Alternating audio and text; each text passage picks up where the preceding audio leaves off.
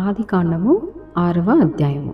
ఈ అధ్యాయంలో దేవుడు నరులను సృజించిన తరువాత వారు అభివృద్ధి చెంది ఏ విధంగా చెడిపోయారు, ఆ విషయమై దేవుడు ఎంత సంతాపం నుండి ఏ నిర్ణయం తీసుకున్నారు, అలాగే నరులందరిలో ఎవరు నీతిమంతులుగా కనపడారనేది మనం చదువుకోబోతున్నాం. నరులు భూమి మీద విస్తరింపనారంభించిన తరువాత కుమార్తెలు వారికి పుట్టినప్పుడు దేవుని కుమారులు నరుల కుమార్తెలు చక్కని వారిని చూచి వారందరిలో తమకు మనస్సు వచ్చిన స్త్రీలను వివాహం చేసుకొనిరి. అప్పుడు యెహోవా, నా ఆత్మ నరులతో ఎల్లప్పుడూ వాదించదు, వారు తమ అక్రమ విషయములో నరమాత్రులై ఉన్నారు. అయినను వారి దినములు 120 ఏండ్లగునెను. ఆ దినములలో నెఫీలులను వారు భూమి మీద నుండిరి, తరువాతనూ ఉండిరి. దేవుని కుమారులు నరుల కుమార్తెలతో పోయినప్పుడు వారికి పిల్లలను కనిరి.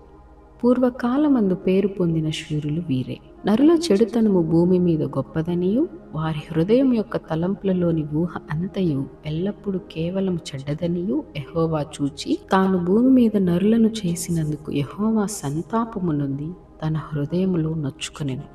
అప్పుడు యెహోవా, నేను సృజించిన నరులను, నరులతో కూడా జంతువులను, పురుగులను, ఆకాశ పక్షాదులను భూమి మీద నుండకుండా తుడిచివేయదు. ఏలయనగా నేను వారిని సృష్టించినందుకు సంతాపము నొంది ఉన్నానెను. అయితే నోవహు యెహోవా దృష్టి యందు కృప పొందిన వాడాయెను. నోవహు వంశావళి ఇదే.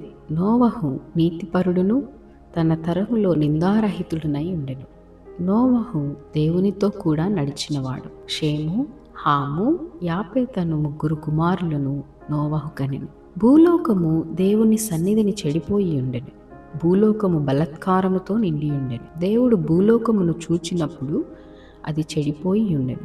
భూమి మీద సమస్త శరీరులు తమ మార్గమును చెరిపివేసుకొని ఉండిరి. దేవుడు నోవహుతో, సమస్త శరీరుల మూలముగా భూమి బలత్కారముతో నిండి ఉన్నది గనుక నా సన్నిధిని వారి అంతము వచ్చి ఉన్నది. ఇదిగో, వారిని భూమితో కూడా నాశనం చేయుదును. చితిసారకపు మ్రానుతో నీ కొరకు ఓడను చేసుకొనుము. అరలు పెట్టి ఆ ఓడను చేసి లోపటను వెలుపటను దానికి కీలు పూయవలెను. నీవు దాని చేయవలసిన విధమిది.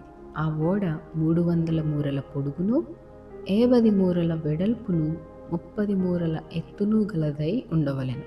ఆ ఓడకు కిటికీ చేసి పైనుండి మూరెడు క్రిందికి దాని ముగించవలెను. ఓడ తలుపు దాని ప్రక్కను ఉంచవలెను. క్రింది అంతస్తు 2వ అంతస్తు 3వ అంతస్తు గలదిగా దాని చేయవలెను. ఇదిగో, నేనే జీవవాయువు గల సమస్త శరీరులను ఆకాశము క్రింద నుండకుండా నాశనము చేయుటకు భూమి మీదకి జలప్రవాహము రప్పించుచున్నాను. లోకమందున్న సమస్తమును చనిపోవును.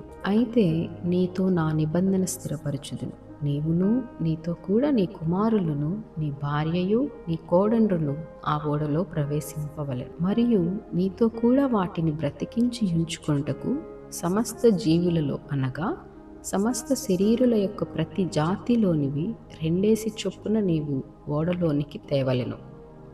వాటిలో మగదియు ఆడదియు ఉండవలెను. నీవు వాటిని బ్రతికించి ఉంచుకొనుటకై వాటి జాతుల ప్రకారము పక్షులలోను, వాటి జాతుల ప్రకారము జంతువులలోను, వాటి జాతుల ప్రకారము నేలను ప్రాకు వాటన్నిటిలోనూ ప్రతి జాతిలో 2 చొప్పున నీ యొద్దకు అవి వచ్చును. మరియు తినుటకు నానా విధములైన ఆహార పదార్థములను కూర్చుకొని నీ దగ్గర ఉంచుకొను.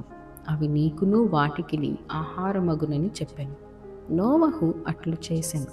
దేవుడు అతనికి ఆజ్ఞాపించిన ప్రకారము యావత్తు చేసెను.